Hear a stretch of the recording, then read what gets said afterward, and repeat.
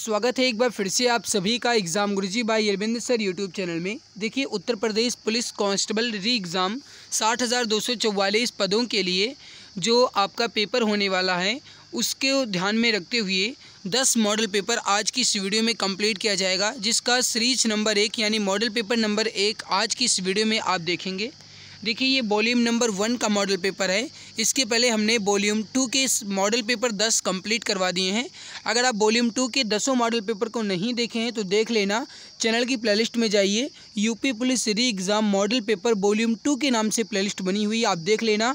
और इसके अलावा इसकी जो प्लेलिस्ट है ये मैं अलग से बना दूंगा, UP police constable re exam volume 1 के नाम से मैं प्लेलिस्ट बना दूंगा। ये एग्जामपुर पब्लिकेशन का है और मेरे प्यारे भाई ये वॉल्यूम 1 का मॉडल पेपर नंबर 1 है। तो आपके मन में ये डाउट्स नहीं होना चाहिए कि मॉडल पेपर नंबर 1 तो पहले हो गया था तो ये अब कैसा आ गया। ये वॉल्यूम नंबर 1 का मॉडल पेपर नंबर 1 है और इसके क्वेश्चंस भी सारे अलग हैं। तो चलिए अब हम शुरू करते हैं आज के इस इम्पोर्टेंट क्लास को और आपके सामने क्वेश्चन रखते हैं। देखिए, उत्तर प्रदेश पुलिस कांस्टेबल भर्ती 2023 पेपर 2024 में होगा, सेट नंबर 1 है। अब आइए शुरू करते हैं इसके क्वेश्चंस को, आपके सामने क्वेश्चन रखते हैं। देखिए, प्रैक्टिस सेट नंबर 1 का पहला सवाल आपके सामने है। इसके पहले जो प्रैक्टिस सेट 1 हुआ था वो वॉल्यूम 2 का था। मैं बार बार इसलिए बता रहा हूँ क्योंकि हो सकता है कि अभी कुछ मित्र आएँ और कमेंट्स करें कि फिर से वही वीडियो क्यों आ रही है, क्योंकि वो वीडियो देखते नहीं हैं, कमेंट्स केवल करने आ जाते हैं। इस वजह से भाई वॉल्यूम 2 का हो चुका है, वॉल्यूम 1 का ये है, ठीक है।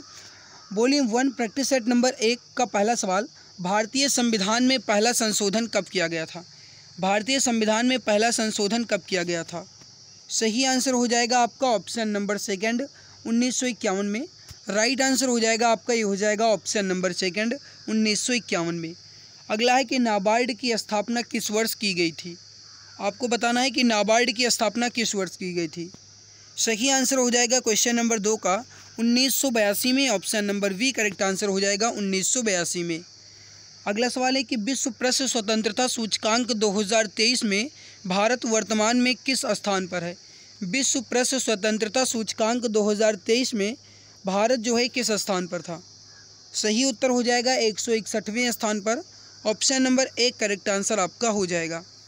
आगे बढ़ते हैं। अगला सवाल है कि वन जिला वन वेटलैंड किस प्रदेश की एक पहल है? वन जिला वन वेटलैंड किस प्रदेश की एक पहल है? एक जिला एक उत्पाद जो है ये उत्तर प्रदेश की एक पहल है। राइट आंसर हो जाएगा आपका, ये हो जाएगा ऑप्शन नंबर 3 उत्तर प्रदेश की। अगला है कि भारत में महात्मा गांधी का पहला सफल सत्याग्रह कौन सा था? भारत में महात्मा गांधी का पहला सफल सत्याग्रह कौन सा था? क्वेश्चन नंबर 5 है। सही उत्तर हो जाएगा, ये हो जाएगा चंपारण सत्याग्रह, ऑप्शन नंबर 3 करेक्ट आंसर आपका हो जाएगा।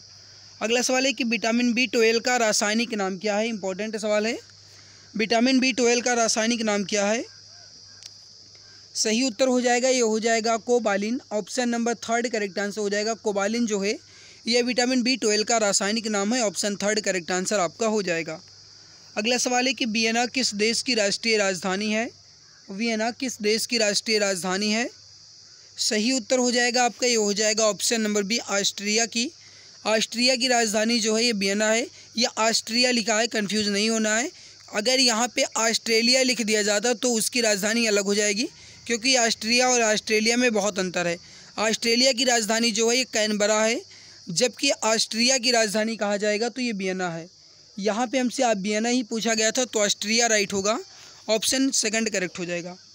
अगला है कि सिंधु घाटी सभ्यता के किस शहर का शाब्दिक अर्थ मृतकों का टीला है? Which city of the Indus valley civilisation literally means mount of the death? Right answer हो जाएगा, ये हो जाएगा Mohenjodaro, option number second right answer हो जाएगा मोहनजोदड़ो।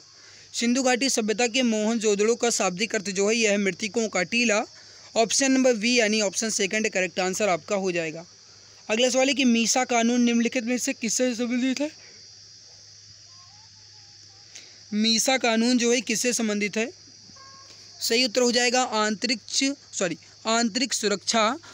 सुरक्षा से, यानी इंटरनल सिक्योरिटी से। सही उत्तर हो जाएगा आपका, ये हो जाएगा ऑप्शन नंबर 1। अगला सवाल देखते हैं। अगला सवाल है क्वेश्चन नंबर 10 है, निम्नलिखित में से कौन सी जनजाति नागालैंड से संबंधित है? नागालैंड से संबंधित जनजाति इसमें कौन सी है? सही उत्तर हो जाएगा, ये हो जाएगा रेंगमा जनजाति, ऑप्शन नंबर 1 करेक्ट आंसर आपका हो जाएगा रेंगमा जनजाति।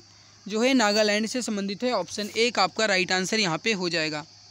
अगला सवाल है कि निम्नलिखित में से किस जीव के 3 हृदय होते हैं। क्वेश्चन नंबर 11 है, निम्नलिखित में से किस जीव के 3 हृदय होते हैं।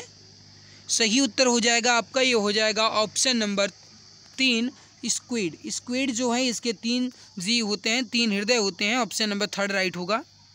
अगला सवाल है कि किस संविधान संशोधन द्वारा दिल्ली को राष्ट्रीय राजधानी क्षेत्र बनाया गया था। किस संविधान संशोधन द्वारा दिल्ली को राष्ट्रीय राजधानी क्षेत्र बनाया गया था। सही उत्तर हो जाएगा आपका, ये हो जाएगा 69वें संविधान संशोधन द्वारा। ऑप्शन नंबर 4 करेक्ट आंसर हो जाएगा। 69वें संविधान संशोधन द्वारा दिल्ली को राष्ट्रीय राजधानी क्षेत्र में शामिल किया गया था। सही उत्तर हो जाएगा आपका ऑप्शन नंबर 4।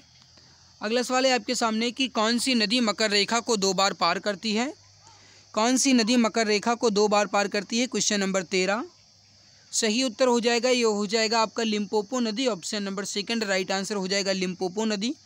लिम्पोपो नदी जो है मकर रेखा को 2 बार पार करती है। ऑप्शन नंबर 2 आपका बिल्कुल राइट, बिल्कुल परफेक्ट करेक्ट आंसर आपका हो जाएगा। अगला सवाल है कि निम्नलिखित में से दक्षिण अफ्रीका की प्रशासनिक राजधानी कौन सी है। क्वेश्चन नंबर 14 है, निम्नलिखित में से दक्षिण अफ्रीका की प्रशासनिक राजधानी कौन सी, यानी एडमिनिस्ट्रेटिव जो कैपिटल है यह कौन सी है। क्वेश्चन नंबर 14 राइट आंसर हो जाएगा, ये हो जाएगा आपका ऑप्शन नंबर 3 प्रिटोरिया। प्रिटोरिया जो है दक्षिण अफ्रीका की प्रशासनिक राजधानी है। ऑप्शन नंबर 3 करेक्ट आंसर आपका हो जाएगा। अगला सवाल है कि भारत में राष्ट्रीय आपातकाल किसके शासनकाल में लगाया गया था। भारत में राष्ट्रीय आपातकाल जो है किसके शासनकाल में लगाया गया था। सही उत्तर हो जाएगा आपका, ये हो जाएगा ऑप्शन नंबर 4 इंदिरा गांधी के समय में। राष्ट्रीय आपातकाल जो है इंदिरा गांधी के समय में लगाया गया था। ऑप्शन 4 करेक्ट आंसर हो जाएगा। अगला सवाल है कि निम्नलिखित में से कौन एक प्रकार का पीयर टू पीयर साइबर अपराध नहीं है। इसका आंसर आप बताएंगे। निम्नलिखित में से कौन एक पीयर टू पीयर साइबर अपराध नहीं है। देखो फिशिंग ये पीयर टू पीयर साइबर अपराध के अंतर्गत आता है। फिशिंग का मतलब गाइस ऑनलाइन धोखाधड़ी, जैसे आपके पासवर्ड, आपके कोड, या फिर कहा जाए मेरे प्यारे भाई आपके बैंक डिटेल, आपसे OTP लेकर के आपके खाते खाली करना, ये सब फिशिंग के अंतर्गत आता है। लक्षित शिकार को ट्रोजन इंजेक्ट करना, ये भी आपका पीयर टू पीयर साइबर अपराध है। MITM जो है ये भी आपका पीयर टू साइबर अपराध है। जबकि डीप वेब में क्रेडिट कार्ड का विवरण चेक करना, ये जो है आपका ये नहीं है। ऑप्शन नंबर 4 राइट आंसर आपका हो जाएगा। अगला सवाल है, हिंदुस्तानी संगीत का घराना नहीं है। आपको बताना है कि इसमें से हिंदुस्तानी संगीत का कौन सा घराना नहीं है। सही उत्तर यहाँ पे जो हो जाएगा आपका है, देखो हिंदुस्तानी संगीत का कौन सा घराना नहीं है ये पूछ रहा है। आगरा है, ग्वालियर भी है, किराना भी है, लेकिन यहाँ पे लखनऊ घराना नहीं है। ऑप्शन ए राइट होगा। नेक्स्ट सवाल है आपके सामने कि स्वराज पार्टी के संस्थापक कौन थे। Who was the founder of Swaraj party. Swaraj party के संस्थापक कौन थे। सही उत्तर हो जाएगा आपका, ये हो जाएगा option number B Motilal Nehru. Motilal Nehru जो है स्वराज पार्टी के संस्थापक हैं। Option number B correct answer आपका हो जाएगा। अगला है आपके सामने कि निम्नलिखित में से सिंहभूमी खान किस राज्य से संबंधित है। निम्नलिखित में से सिंहभूमी खान किस राज्य से संबंधित है। राइट आंसर हो जाएगा क्वेश्चन नंबर 19 का, ये हो जाएगा आपका झारखंड से। ऑप्शन नंबर 3 राइट आंसर हो जाएगा।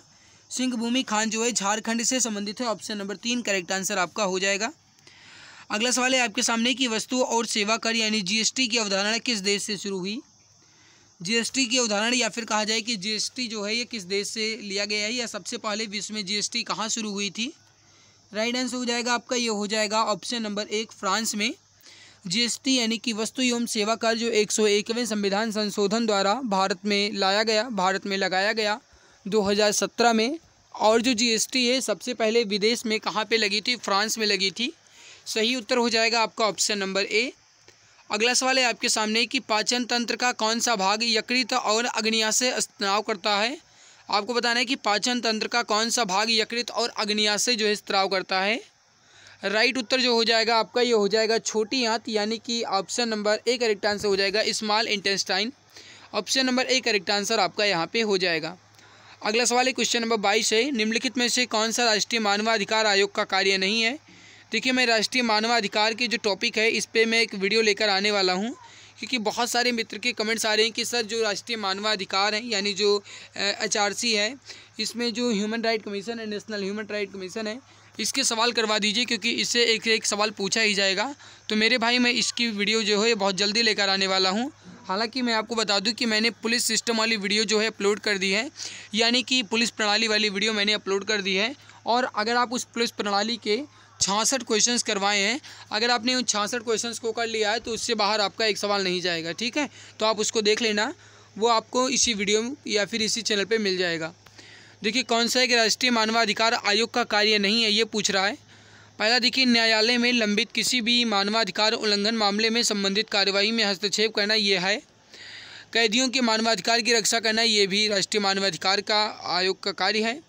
किसी भी मानवाधिकार उल्लंघन पीड़ित को आर्थिक मुआवजा प्रदान करना। इसके अलावा मानवाधिकार के क्षेत्र में अनुसंधान को बढ़ावा देना। अब देखो यहाँ पे किसी भी मानवाधिकार उल्लंघन पीड़ित को आर्थिक मुआवजा थोड़ी प्रदान किया जाएगा, वो मानवाधिकार का उल्लंघन भी कर रहे हैं, साथ में उन्हें मुआवजा भी दिया जाएगा, नहीं। राइट उत्तर यहाँ पे थर्ड हो जाएगा। थर्ड जो है आपका ये राष्ट्रीय मानवाधिकार आयोग का कार्य नहीं है। आगे बढ़ते हैं, अगला सवाल देखते हैं। अगला सवाल है कि भारत के पड़ोसी भारतीय राज्य का युग्म कौन सा है। भारत के पड़ोसी भारतीय राज्य का युग्म कौन सा है।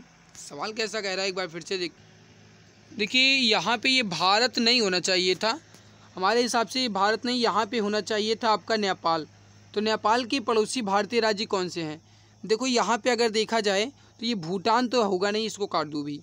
यहाँ पे देखा जाए उत्तर प्रदेश तो है बट हरियाणा नहीं है, असम बिहार है, असम नहीं। यहाँ पे राइट होगा आपका, ये हो जाएगा सिक्किम और बिहार।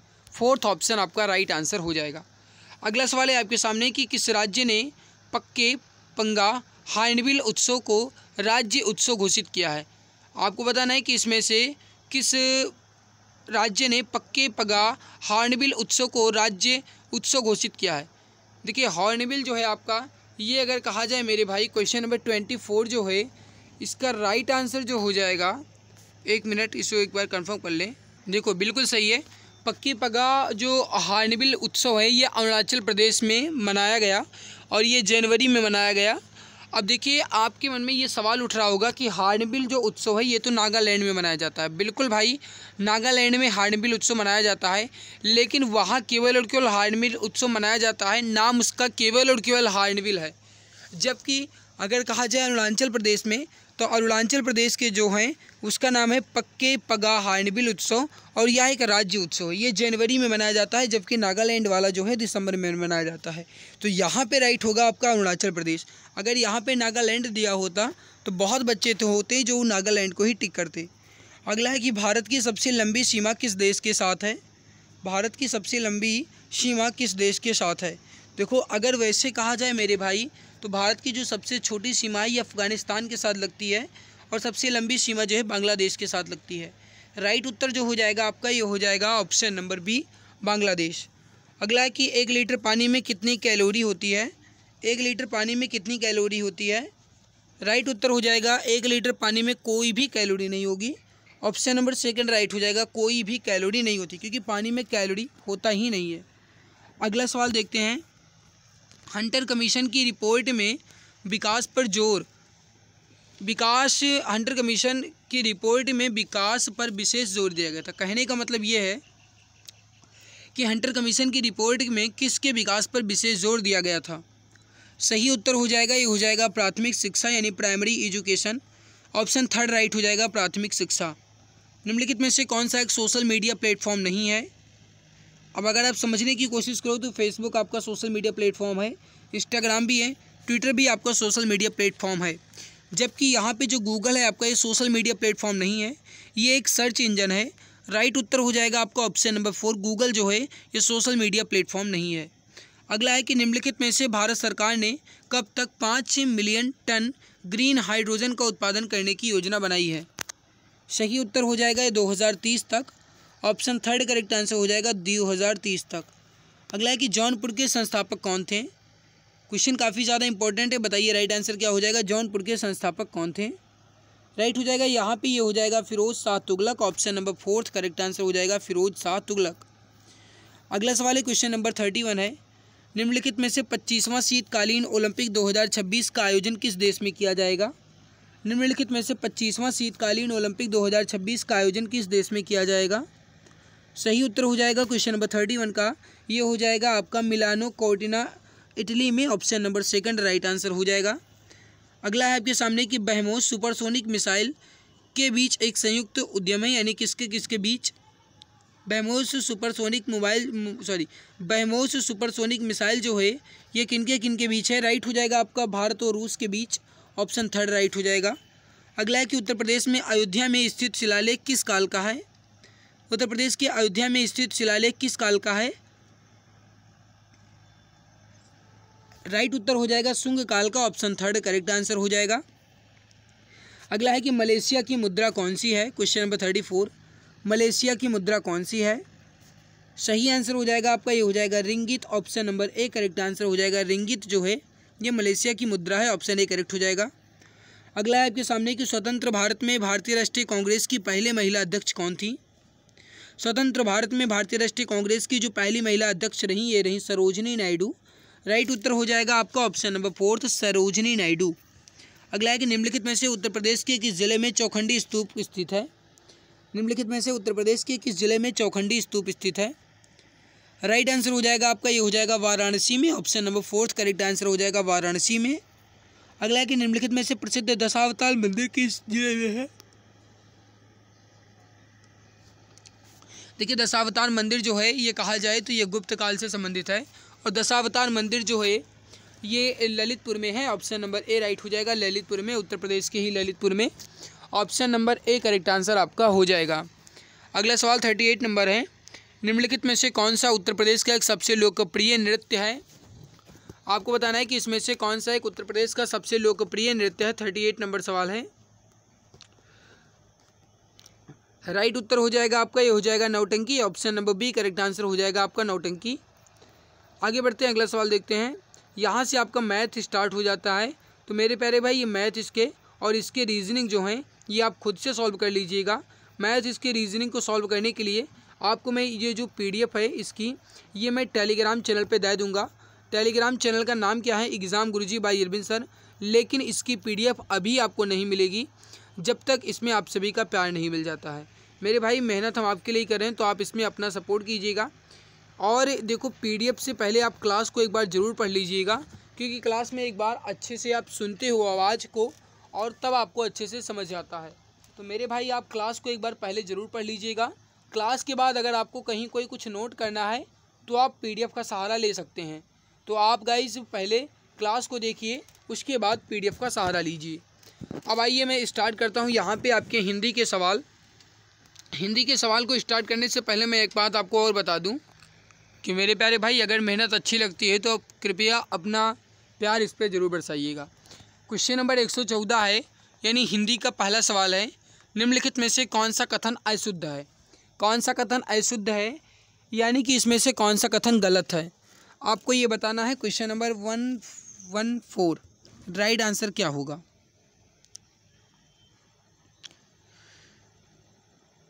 माया मोती, देखो समझने की कोशिश कीजिएगा। विसर्ग एक कंठ वर्ण है। विसर्ग यानी ये आपका एक कंठ वर्ण है, ठीक है, क्योंकि आप जब कहते हो अंक आहा तो आपके कंठ से आवाज़ निकलती है, ठीक है। हिंदी में ज्ञा का उच्चारण परंपरा से भिन्न हो गया है। देखो बिल्कुल मेरे प्यारे भाई, जो ज्ञा है अब इसका परंपरा से ज्ञा बिल्कुल भिन्न हो गया। ज्ञा से ज्ञानी, केवल यही आप समझते होंगे। बाकी ज्ञा से कहा जाए तो ज्ञा से क्या शब्द आता है? बीच में शब्द हो जाता है, लेकिन उसके अगर कहा जाए तो उच्चारण में बहुत कमी आता है, ये भी सही है। दो महाप्राण व्यंजनों का उच्चारण एक साथ हो सकता है, ये गलत है। क्यों? क्योंकि आप जानते हो कि महाप्राण व्यंजन जो होते हैं ये दूसरे और चौथे होते हैं। तो आप दूसरे चौथे को एक साथ कैसे कह सकते हो? क के बाद आप खा कहोगे, ना कि गा कहोगे, तो आपका क्या हो जाएगा? आपका दूसरे चौथे, यानी कि ख और उसके बाद ग को छोड़ते घ, तो ख और घ जो है आपका ये महाप्राण होगा। दूसरा चौथा महाप्राण होता है, पहला तीसरा पांचवा आपका अल्पप्राण होता है, तो ये आपका गलत है। छ जो है संयुक्त व्यंजन है, ठीक है। क और प्लस सा ये जो है मिलकर के आपके छ का निर्माण करते हैं। कुल मिलाकर के 4 संयुक्त व्यंजन हैं। एक आपका हो जाएगा यहाँ पे छ जो लिखा हुआ है ये आपका, इसके बाद आपका त्र, इसके बाद मेरे प्यारे भाई आपका हो जाएगा यहाँ पे ये जो ज्ञा है ये ज और यहाँ से मिलकर बनता है, और इसके अलावा आपका स्रा यानी स और औसी। अगला है कि हिंदी निम्नलिखित हिंदी वर्णों में से अयोगवाह कौन से वर्ण है? आपको बताना है इसमें से अयोगवाह कौन सा है। देखो यहाँ पे ये नहीं है, ये नहीं है, ये नहीं है। राइट हो जाएगा। अंक और आहा जो है आपका ये अयोगवाह है। ये तो जो है ये ना तो स्वर है और ना ही व्यंजन है, अयोगवाह की ये कैटेगरी में आएंगे। ऑप्शन सेकंड राइट होगा। अगला है कि ज्ञ वर्ण निम्नलिखित में से किस वर्ण के संयोग से बना है। ज्ञ वर्ण जो है ये किसके संयोग से बना है। देखो ज और इया के संयोग से तो बना है ये, ज और इया के संयोग से, लेकिन यहाँ पे हलंत नहीं लगा, इस वजह से यहाँ पे ये गलत हो जाएगा। जाधा होगा नहीं, जाधन न्या होगा नहीं। राइट हो जाएगा आपका ऑप्शन नंबर ए। जय धन ये जो है इससे ज्ञ वर्ण की आवृत्ति ज्ञ वर्ण का विकास हुआ है। अगला है 117 नंबर। इनमें से कौन सा शब्द क्षेत्र शब्द का अर्थ नहीं है। देखो क्षेत्र का अगर कहा जाए अर्थ नहीं है, ये पूछ रहा है। देखो क्षेत्र का अगर कहा जाए तो प्रकृति भी होता है, शरीर भी होता है और तीर्थ भी होता है, लेकिन वीर जो है ये क्षेत्र का अर्थ नहीं है। राइट हो जाएगा आपका ऑप्शन नंबर सेकंड वीर। दिए गए वाक्य के खाली स्थान के लिए सबसे उपयुक्त विकल्प कौन सा है। उमेश की डैश है कि बैसाख से पहले उसकी लग्न हो जाए। अब आपको ये बताना है कि इसमें से जो आगे बढ़ने के लिए सबसे उपयुक्त होगा वो क्या होगा। उमेश की इच्छा है, उमेश की आकांक्षा है, उमेश की आवश्यकता है, उमेश की अभिलाषा है। अगर शुद्ध मायने में देखा जाए तो उमेश की आकांक्षा है। उमेश की आकांक्षा यह है कि बैसाख से पहले उसकी लग्न हो जाए और उसके बाद उसकी शादी हो जाए। तो यहाँ पे राइट हो जाएगा आपका ऑप्शन नंबर फोर्थ, आकांक्षा कहा जाएगा। शहर संज्ञा का कौन सा प्रकार है। अब देखो शहर अगर ये पूछ रहा है तो आप क्या बताएंगे। अगर ये कह दिया जाता कि मुंबई शहर, या फिर कह दिया जाता कि दिल्ली शहर, या फिर मेरे प्यारे भाई कह दिया जाता लखनऊ शहर, तब आप कहते कि ये व्यक्तिवाचक संज्ञा हो जाएगा। लेकिन आपसे कहा गया केवल और केवल शहर। शहर बहुत सारे शहर हैं, दिल्ली, मुंबई, भोपाल, बहुत सारे शहर हैं आपके, तो आप कौन से शहर की बात करो ये नहीं पता है। यानी जो दुनिया में बहुत चीज़ें हों उन्हें आप किस कैटेगरी में रखोगे, तो उन्हें आप रखोगे जातिवाचक या फिर कॉमन नाउन में। राइट उत्तर हो जाएगा आपका जातिवाचक में। व्यक्तिवाचक कब होगा, जब कोई एक विशेष चीज़ के लिए कहा जाए, जैसे कहा जाए ताजमहल, जैसे कहा जाए बिल गेट्स, नाम ले लिया जाए। तो अब इसके अलावा अगर ये कह दिया जाए कि अरबपति, तो अरबपति बहुत हैं, लेकिन अगर ये कह दिया जाए बिल गेट्स, तब आप कहेंगे यहाँ पे आपका बिल गेट्स जो है व्यक्तिवाचक है। तो आई होप ये समझ में आ गया। समूहवाचक क्या है। समूहवाचक है जहाँ पे आपके समूह की बात की जाए, यानी कि जहाँ पे आपके समुदाय की बात की जाए। जैसे कहा जाए कि सभा इकट्ठा हो गई, तो यहाँ पे सभा इकट्ठा हुई है यानी बहुत सारे लोग हैं, तो सभा आपका समुदाय हो जाएगा। कहा जाए चाबी का गुच्छा, यहाँ पे चाबी के गुच्छे में बहुत सारी चाबियाँ हो जाएंगी, तो यहाँ पे भी आपका समूहवाचक हो जाएगा। इसी तरीके से जैसे कहा जाए अंगूर का गुच्छा, ये भी आपका समूह में हो जाएगा। भाववाचक कब होगा, जब आपके अंदर कोई एक भावना उत्पन्न हो। भाववाचक को आप गाइज छू या फिर कहा जाए उसे आप देख नहीं सकते हैं, केवल और केवल महसूस कर सकते हैं, उसे आप कहेंगे भाववाचक। समझने की कोशिश कीजिएगा। भाववाचक में जैसे कहा जाए कि आप बहुत ईमानदार हैं, अब आप हमारे साथ कोई ईमानदारी वाला काम किए हैं तभी मैं कह सकता हूँ कि आप ईमानदार हैं, क्योंकि आपने मुझे एक दिन समोसा खिलाया था, तब मैं कह सकता हूँ कि आप ईमानदार हैं। लेकिन अगर आपने हमारे ही 2 समोसे और खा लिए और फिर आप नहीं खिला रहे हैं तो मैं कहूँगा आप कंजूस हैं। तो कंजूस और ईमानदार ये जो है आपकी भाववाचक संज्ञा हो जाएगी, क्योंकि ये केवल और केवल महसूस किया जा सकता है, देखा नहीं जा सकता। तो यहाँ पे राइट क्या हो जाएगा आपका ऑप्शन नंबर है जातिवाचक संज्ञा। आई होप संज्ञा आपको समझ में आ गई होगी। अगला देखिए सवाल है कि निम्नलिखित में से कौन सा शब्द स्त्रीलिंग है। अब देखो सभा जो है ये सभा जो है बुलाई जाती है, आप क्या कहते हो सभा बुलाई गई, तो यहाँ पे यही आपका स्त्रीलिंग हो जाएगा। जबकि गृह जो है यानी गृह जो है आपका ये बड़ा है, ये भी आपका पुल्लिंग है। चंदन का पेड़ होता है तो ये भी आपका पुल्लिंग है। आपका पता कौन सा है, तो ये भी आपका पुल्लिंग है, जबकि यहाँ पे सभा आपका स्त्रीलिंग हो जाएगा। अगला है कि राम श्याम की किताब पढ़ता है, इस वाक्य में क्रिया का कौन सा प्रकार है। अब देखो समझने की कोशिश कीजिएगा। राम जो है ये क्या करता है, श्याम की किताब पढ़ता है। मेरे प्यारे भाई अकर्मक कब होगा, जब इसमें कर्म ना हो, जहाँ पे कर्म दिया गया साफ। अनेकार्थक कब होगा, जब कोई अनेक वाला बात हो। पूर्वकालिक कब होगा, जब इसमें कर लग जाए, जैसे राम उसकी किताब पढ़कर फिर अपनी किताब पढ़ता है, तब आप पूर्वकालिक कह सकते थे। राइट हो जाएगा आपका सकर्मक क्रिया है, ऑप्शन फोर्थ राइट हो जाएगा। उपयुक्त विलोम शब्द का चयन कीजिए। उद्यम का विलोम क्या होगा, 122 नंबर सवाल है। उद्यम का विलोम क्या होगा। उद्यम का विलोम जो है ये आलस्य होता है, option number second right answer हो जाएगा आलस्य। अगला है कि इनमें से कौन सा शब्द अनूठा का पर्यायवाची शब्द नहीं है। अनूठा का मतलब अद्भुत भी होता है, विचित्र भी होता है, अनोखा भी होता है, लेकिन लक्षण जो है ये अनूठा का पर्यायवाची नहीं है, फोर्थ राइट होगा। सत्व और स्वत्व का सही अर्थभेद का चयन कीजिए। सत्व और स्वत्व के सही अर्थभेद का चयन कीजिए। सही उत्तर हो जाएगा सत्व मतलब हो जाएगा सार और स्वत्व मतलब हो जाएगा अधिकार। राइट हो जाएगा थर्ड ऑप्शन सार और अधिकार। अगला है कि दुराशा का सही संधि विच्छेद क्या होगा। दुराशा का सही संधि विच्छेद क्या होगा। सही आंसर हो जाएगा आपका, ये हो जाएगा दु धन आशा, इसमें विसर्ग संधि है।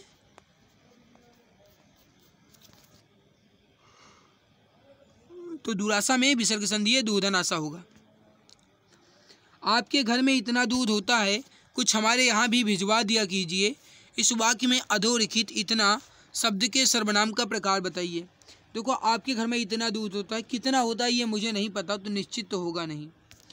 संबंध कब होगा, जब काकी के रारी रे हो जाए, यानी कि राम का भाई, तो इसमें हो जाएगा आपका संबंधवाचक। अनिश्चयवाचक सर्वनाम जो है इसका मतलब क्या है। अनिश्चयवाचक सर्वनाम, अनिश्चय का मतलब है मेरे भाई कि जिसे आप निश्चित ना कर सको उसे अनिश्चय कहोगे, और यहाँ पे जो होगा यही आपका राइट हो जाएगा। हालांकि इसका जो परफेक्ट और बिल्कुल करेक्ट होगा वो होगा अनिश्चयवाचक, या फिर कहा जाए अनिश्चित परिमाणवाचक, लेकिन यहाँ पे परिमाण नहीं दिया गया तो भी आप अनिश्चय कह सकते हैं, सभी ऑप्शन को ध्यान में रखते हुए। थर्ड ऑप्शन राइट आंसर हो जाएगा। आगे बढ़ते हैं, लेकिन उससे पहले मैं आपको एक गुड न्यूज़ दे दूँ मेरे भाई। अगर आप यूपी पुलिस री एग्ज़ाम की सीरियसली तरीके से तैयारी कर रहे हैं, और अगर आपके मन में ये सवाल है, आपके मन में ये गाइज डर बना हुआ है कि हम किस तरीके से पढ़ें ताकि हमारा सवाल जो है वहाँ पे ना छूटे, पेपर हम बेहतरीन तरीके से कर पाएँ, तो मेरे प्यारे भाई आपके लिए गुड न्यूज़ है।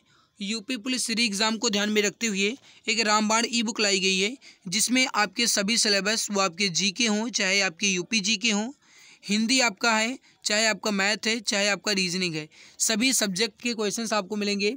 बेस्ट ट्रिक के साथ मैथ और रीजनिंग मिलेगा। इसके अलावा ई बुक इमेज और कलरफुल के साथ है। लेना है अगर आपको तो आप 60% डिस्काउंट के साथ मात्र 39 रुपये में अभी इसी समय आप इस ई बुक को परचेज़ कर सकते हैं। और मेरे प्यारे भाई इसका दाम जो है ये 39 रुपये इसलिए रखा गया है ताकि आप इसकी वैल्यू को समझो। मैं भी अच्छे से जानता हूँ कि अगर मैं आपको ये फ्री में दे देता तो आप इसकी वैल्यू को नहीं समझते, कितनी मेहनत लगी है ये आप नहीं जान पाएंगे। मेरे भाई मात्र 39 की मैं दे रहा हूँ, ये बहुत कम प्राइस है, और मात्र 39 की दे रहा हूँ 60% डिस्काउंट के साथ। ये ऑफ़र जो है बहुत कम ही समय के लिए है, बाद में 99 रुपये में कर दूंगा। इस वजह से अगर आपको लेना है तो आप 60% डिस्काउंट के साथ मात्र 39 रुपये पर ले सकते हैं। इस नंबर पर व्हाट्सअप कीजिए, नंबर आप देख लीजिए यहाँ पे, नंबर जो है इसको आप ध्यान से नोट कर लीजिए। इस पर आप व्हाट्सअप करेंगे, यहाँ से आपको इस ई बुक का डेमो पेज भी मिल जाएगा। यहाँ से आप इस ई बुक के पेज, यहाँ से ई बुक के बारे में पूरी डिटेल जानकारी भी आप ले सकते हैं। तो इस नंबर पर व्हाट्सअप कीजिए 8948667652, 8948667652। इस पर आपको व्हाट्सअप करना है। यहाँ से आपको इस ई बुक के बारे में पूरी जानकारी, ये ई बुक सब कुछ आपको यहीं से मिल जाएगा इसी व्हाट्सअप नंबर से। आइए बढ़ते हैं अगले सवाल की तरफ। अगला सवाल आपके सामने है, निम्नलिखित में से कौन सा शब्द तद्भव नहीं है। आपको बताना है कि इसमें से कौन सा शब्द तद्भव नहीं है। 127 नंबर सवाल। पखवाड़ा ये आपका तद्भव है, पक्का भी तद्भव है, पकवान भी है, पंक्ति जो है आपका ये तद्भव नहीं है। राइट हो जाएगा आपका ऑप्शन नंबर यहाँ पे थर्ड, पंक्ति। अगला है कि निम्नलिखित में से विराम चिन्ह का प्रकार कौन सा नहीं है। देखो, आपका विवरण जो है ये भी विराम चिन्ह होता है, लाघव भी आपका विराम चिन्ह होता है, और निर्देशक भी आपका विराम चिन्ह होता है। उपदेशक कोई विराम चिन्ह नहीं होता है। राइट हो जाएगा आपका, ये हो जाएगा थर्ड ऑप्शन, उपदेशक। उपदेशक कोई भी विराम चिन्ह नहीं होता है। अगला है कि से विभक्ति निम्न में से किस कारक के लिए प्रयुक्त होगी। से विभक्ति देखो, संप्रदान में होता है के लिए, और कर्ता ने कर्म, यानी कि कर्म में होता है को, और करण में होता है से या फिर के द्वारा। तो यहाँ पे करण जो है आपका, इसमें से विभक्ति का प्रयोग होगा। राइट उत्तर हो जाएगा 129 का थर्ड ऑप्शन, करण कारक। मुख्यमंत्री ने घोषणा की, इसको कर्मवाच्य में बदलने पर क्या होगा। मुख्यमंत्री ने घोषित किया, नहीं, ऐसा तो नहीं है। मुख्यमंत्री घोषित करते हैं, ऐसा भी नहीं है। मुख्यमंत्री के द्वारा घोषणा की गई, ये आपका राइट हो जाएगा थर्ड ऑप्शन, मुख्यमंत्री के द्वारा घोषणा की गई, ये आपका जो है कर्मवाच्य हो जाएगा। आगे बढ़ते हैं। अगला है कि मीरा ने आधा लीटर दूध पी लिया, इसमें कौन सा विशेषण है। अब आप देखिए, समझने की कोशिश कीजिएगा। मीरा ने आधा लीटर दूध पी लिया, इसमें कौन सा विशेषण है ये आपको बताना है। गुणवाचक कब होगा, जब कोई गुण की बात कही जाएगी। संख्यावाचक कब होगा, जिससे आप गिन सकें, जैसे आधा दर्जन केला, 2 दर्जन केला, या फिर 3 किलो सेब, 4 किलो सेब। तो सेब आप गिन सकते हो, सेब अगर कहा जाए तो आप गिन सकते हो, लेकिन लीटर को आप गिन नहीं सकते हो। इसकी केवल परिमाण की मात्रा को आप बता सकते हो। यहाँ पे राइट हो जाएगा आपका थर्ड ऑप्शन, परिमाणवाचक। अगला है कि इनमें से वस्तु का बहुवचन क्या होगा। वस्तु का बहुवचन क्या होगा, सारी वस्तु, वस्तुओं, ये द्वितीयक हो जाएगा। वस्तुएं जो है आपका ये वस्तु का बहुवचन हो जाएगा, थर्ड ऑप्शन राइट हो जाएगा। अगला देखिए आपके सामने है कि स्वर्ग प्राप्त में कौन सा समास है। स्वर्ग प्राप्त में कौन सा समास है। अव्ययी भाव कब होगा, जब कोई आगे अव्यय पद लगा हो तब आप कहेंगे कि अव्ययी भाव समास है। द्विगु समास कब होगा, जब कोई आगे पद संख्यावाची हो। बहुब्रीहि समास कब होगा, जब कोई तीसरा पद हो। राइट हो जाएगा यहाँ पे तत्पुरुष समास जो है ये स्वर्ग प्राप्त में। स्वर्ग प्राप्त का अगर आप समास विग्रह करो तो इसका निकलेगा स्वर्ग को प्राप्त। तो यहाँ पे जो हो जाएगा आपका ये हो जाएगा तत्पुरुष समास। ऑप्शन नंबर 4 आपका राइट आंसर यहाँ पे हो जाएगा। आगे बढ़ते हैं, अगला सवाल देखते हैं। अगला सवाल आपके सामने है। अगला क्या कह रहा है कि वाक्य विन्यास की दृष्टि से अशुद्ध वाक्य का चयन कीजिए। वाक्य विन्यास की दृष्टि से अशुद्ध वाक्य का चयन कीजिए, इसमें गलत कौन सा है ये आपको बताना है। 134 नंबर सवाल का राइट हो जाएगा। अशुद्ध वाक्य आपको बताना है। उसके गले में एक गुलाब की और गेंदे की माला पड़ी थी। नहीं, गलत है, क्योंकि एक गुलाब की माला बन ही नहीं सकती। तो उसके गले में गुलाब और गेंदे की एक माला पड़ी थी, अगर ये लिखा होता तब ये सही होता। प्रत्येक स्त्री पुरुष का अपना अपना कर्तव्य होता है, ये सही है। मानव जाति के सृजन में प्रत्येक नर नारी का योगदान है, ये भी सही है। उनके हर काम में उनकी प्रखर बुद्धि शक्ति प्रकट होती है, ये भी सही है। जबकि उसके गले में एक गुलाब और एक गेंद की माला पड़ी थी, ये गलत है। निम्नलिखित शब्दों में से सही शब्द कौन सा है, यानी दुग्धोज्ज्वल जो है किस तरीके से लिखा जाएगा, इसका आंसर आपको बताना है। दुग्धोज्ज्वल यानी दुग्ध और उज्ज्वल, ये हो जाएगा आपका ऑप्शन नंबर 4। दुग्धोज्ज्वल जो है 4 की तरह लिखा जाएगा। अंकुश न मानना, इस मुहावरे का सही अर्थ क्या होगा। अंकुश न मानना, इस मुहावरे का सही अर्थ क्या होगा। राइट उत्तर हो जाएगा नहीं डरना, यानी ना डरना। राइट हो जाएगा आपका ऑप्शन नंबर ए। शब्दों की आवृत्ति इसमें से किस अलंकार में होती है। देखो, अगर आपसे यहाँ पे ये कह दिया जाता, समझने की कोशिश कीजिएगा,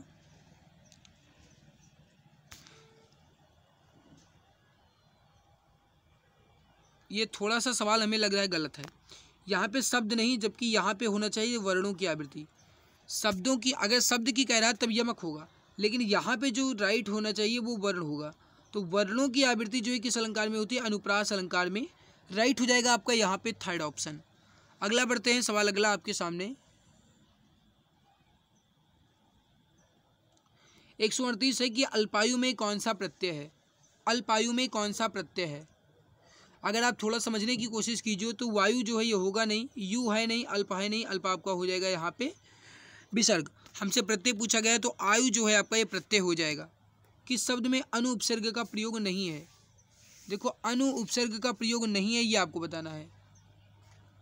अनु में अनुशासन है, अनुसार है और अनुचर ये है, लेकिन उर्वर में ये नहीं है। इसमें आपका अन के साथ उर्वर प्रत्यय, अन के साथ आपका उर्वर है, यानी उर्वर के आगे जो है वो अन प्रत्यय लगा है। उर्वर आपका मूल शब्द है, तो यहाँ पे राइट आंसर हो जाएगा आपका ऑप्शन नंबर ए। आगे बढ़ते हैं, अगला सवाल देखते हैं। ईश्वर तुम्हें दीर्घायु दें, वाक्य के आधार पर वाक्य का भेद बताएं। ईश्वर तुम्हें दीर्घायु दें, इसमें वाक्य के आधार पर वाक्य का भेद बताना है। प्रश्नवाचक कब होगा, जब कोई प्रश्न किया जाए। विस्मय कब होगा, जब विस्मित हो। निषेध कब होगा, जब मना किया जाए। राइट हो जाएगा इच्छावाचक है, यानी वो अपनी इच्छा से कह रही है कि ईश्वर तुम्हें दीर्घायु दें। अगला है कि रस के अवयवों की संख्या कितनी है। देखो, रस के अवयव पूछा गया है, ना कि रसों की संख्या। अगर अवयव पूछा जाता है तो आप कहेंगे 4, विभाव, अनुभाव, संचारी भाव, और इसके अलावा मेरे प्यारे भाई आप एक जानते ही हैं। आगे बढ़ते हैं, 142 और 146 तक के गद्यांश को पढ़ करके प्रश्न का उत्तर देना है। मैं पहले देख लेता हूँ कि गद्यांश बहुत बड़ा तो नहीं है। अगर गद्यांश बड़ा होगा तो मैं नहीं पढ़ूंगा मेरे भाई, वीडियो थोड़ी लंबी होती चली जाएगी, इस वजह से गद्यांश ना पढ़ें तो उचित है। लेकिन फिर भी मैं गद्यांश पढ़ देता हूँ, क्योंकि अगर मैं नहीं पढ़ूंगा तो अभी कमेंट्स आने लगेगा, कहेंगे गद्यांश क्यों नहीं पढ़ता है। देखो, गद्यांश पढ़ो। वैज्ञानिक प्रयोग की सफलता ने मनुष्य की बुद्धि का अपूर्व विकास कर दिया। द्वितीय महायुद्ध में एटम बम की शक्ति ने कुछ क्षणों में ही जापान की अजय शक्ति को पराजित कर दिया। इस शक्ति की युद्धकालीन सफलता ने अमेरिका, रूस, ब्रिटेन, फ्रांस आदि सभी देशों को ऐसे शस्त्रास्त्रों के निर्माण की प्रेरणा दी कि सभी भयंकर और सर्वविनाशकारी शस्त्र बनाने लगे। अब सेना को पराजित करने तथा शत्रु देश पर पैदल सेना द्वारा आक्रमण करने के लिए शस्त्र निर्माण के स्थान पर देश के विनाश करने की दिशा में शस्त्रास्त्र बनने लगे हैं। इन हथियारों का प्रयोग होने पर शत्रु देशों की अधिकांश जनता और थोड़े संपत्ति समय में ही नष्ट हो जाएगी। संपत्ति जो है बहुत कम ही समय में नष्ट हो जा सकेगी। चूँकि ऐसे शस्त्रास्त्र प्रायः सभी स्वतंत्र देशों के संग्रहालयों में कुछ न कुछ आ गए हैं, अतः युद्ध की स्थिति में उनका प्रयोग भी अनिवार्य हो ही जाएगा, जिससे बड़ी संख्या प्रभावित हो सकती है। इसीलिए निशस्त्रीकरण की योजना बन रही है। शस्त्रास्त्रों के निर्माण की जो प्रक्रिया अपनाई गई, उसी के कारण आज इतने उन्मत्त शस्त्रास्त्र बन गए, जिनके प्रयोग से व्यापक विनाश आसन्न दिखाई पड़ता है। अब भी परीक्षणों की रोकथाम तथा बने शस्त्रों का प्रयोग रोकने के मार्ग खोजे जा रहे हैं। इन प्रयासों के मूल में भयंकर आतंक और विश्व विनाश का भय कार्य कर रहा है। देखिए, मैंने गद्यांश जो है पूरा पढ़ दिया है। अब इस गद्यांश पे आधारित सवाल का आंसर बताना है। इस गद्यांश का मूल कथ्य क्या है? कहने का मतलब है, अगर आप इस गद्यांश का एक उचित शीर्षक निकालना चाहो तो क्या निकलेगा। यहाँ पे देखो, आतंक और सर्वनाश का भय, विश्व में शस्त्रास्त्रों की होड़, द्वितीय विश्व युद्ध की विभीषिका। राइट होगा आपका, ये होगा निशस्त्रीकरण और विश्व शांति। ऑप्शन नंबर 4 आपका राइट आंसर हो जाएगा। आगे बढ़ते हैं अगला सवाल है कि भयंकर विनाशकारी आधुनिक शस्त्रास्त्रों को बनाने की प्रेरणा किसने दी? भयंकर विनाशकारी आधुनिक शस्त्रास्त्रों की बनाने की प्रेरणा जो है किसने दी? राइट हो जाएगा आपका 143 नंबर सवाल। सही उत्तर हो जाएगा जापान पर गिराए गए अणु बम। ऑप्शन नंबर 3 आपका राइट आंसर हो जाएगा। अगला है कि एटम बम की अपार शक्ति का प्रथम अनुभव कैसे हुआ? अगर गद्यांश की दृष्टि से देखा जाए तो जापान में हुई भयंकर विनाश लीला से। ऑप्शन ए आपका राइट आंसर हो जाएगा। अगला आपके सामने है कि बड़े बड़े देश आधुनिक विनाशकारी शस्त्र क्यों बना रहे हैं? बड़े बड़े देश आधुनिक विनाशकारी शस्त्र क्यों बना रहे हैं?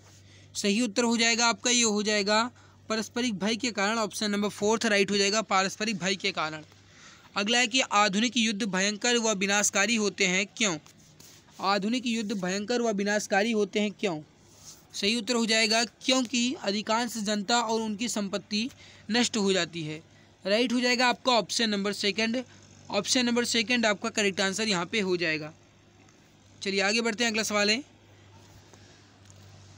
अज्ञेय जी को किस कीर्ति पर ज्ञानपीठ पुरस्कार मिल चुका है? अज्ञेय जी को किस कीर्ति पर ज्ञानपीठ पुरस्कार मिल चुका है? राइट हो जाएगा कितनी नाव में कितनी बार। ऑप्शन नंबर 4 राइट आंसर आपका हो जाएगा। अगला है कि इनमें से हिंदी के प्रथम सूफी कवि कौन है? इनमें से हिंदी के प्रथम सूफी कवि कौन है? राइट आंसर हो जाएगा आपका, ये हो जाएगा मुल्ला वजही। सॉरी, यहाँ पे राइट हो जाएगा Mulla Daud. Option number 2 right answer हो जाएगा मुल्ला दाऊद। रामकृष्ण मिशन द्वारा संचालित किस पत्रिका का संपादन सूर्यकांत त्रिपाठी निराला ने किया था? रामकृष्ण मिशन द्वारा संचालित किस पत्रिका का संपादन सूर्यकांत त्रिपाठी निराला ने किया था? सही उत्तर हो जाएगा समन्वय पत्रिका। ऑप्शन नंबर 4 राइट हो जाएगा, समन्वय पत्रिका। इनमें से घुमक्कड़ शास्त्र के लेखक कौन है? आपको बताना है कि घुमक्कड़ शास्त्र के लेखक कौन है। सही आंसर हो जाएगा, ये बैठे हैं राहुल सांकृत्यायन। ऑप्शन 2 राइट हो जाएगा, घुमक्कड़ शास्त्र के लेखक जो हैं राहुल सांकृत्यायन है। ऑप्शन नंबर 2 आपका राइट हो जाएगा। तो गाइज यहाँ पे आपके जो हिंदी है, इसके अलावा कहा जाए जो आपकी मैथ्स है और जो आपकी रीजनिंग है, इसके अलावा जो आपकी जीके है, अगर इसकी सारी आपको क्वेश्चन चाहिए यानी फुल PDF चाहिए तो आप Telegram channel exam Guruji by Arvind sir को ज्वाइन कर लेना। वहाँ से आपको इसका फुल PDF मिल जाएगा, वहाँ से आप इसके फुल प्रैक्टिस सेट को लगा सकते हैं। बाकी जीके जो है आपका और हिंदी जो है ये मैंने करवा दिया है। ये आपका हो रहा वॉल्यूम नंबर 1 के मॉडल पेपर नंबर 1 के सवाल। मेरे भाई, अगर आपको ये हमारी क्लास अच्छी लगी है तो लाइक और चैनल को सब्सक्राइब जरूर कर लेना, ताकि आने वाली हर एक नई क्लास की नोटिफिकेशन आपको समय से मिला करे। और मेरे भाई, ये वॉल्यूम नंबर 1 का मॉडल पेपर नंबर 1 था। इसके अलावा अब जो मैं करवाऊंगा वो वॉल्यूम नंबर 1 के मॉडल पेपर नंबर 2 करवाऊंगा। इसी तरीके से आपके वॉल्यूम 1 के भी 10 मॉडल पेपर मैं कंप्लीट करवा दूंगा, क्योंकि वॉल्यूम 2 के 10 मॉडल पेपर मैंने ऑलरेडी कंप्लीट करवा दिए हैं। तो मेरे प्यारे भाई, आई होप ये हमारी मेहनत अच्छी लग रही होगी। अगर भाई अच्छी लग रही है तो लाइक और वीडियो के नीचे कमेंट सेक्शन में अपना फीडबैक ज़रूर दीजिएगा, क्योंकि आपके फीडबैक का मुझे इंतज़ार रहता है। जब आपके अच्छे कमेंट्स आते हैं तो मुझे और ऊर्जा मिल पाती है। तो आज की इस बेहतरीन क्लास में बस इतना ही। मिलते हैं इसके बाद एक और नई बेहतरीन वीडियो में। तब तक के लिए खुश रहिए, मुस्कुराते रहिए, जी जान शिद्दत के साथ पढ़ाई करते रहिए। जय हिंद, जय भारत, वंदे मातरम।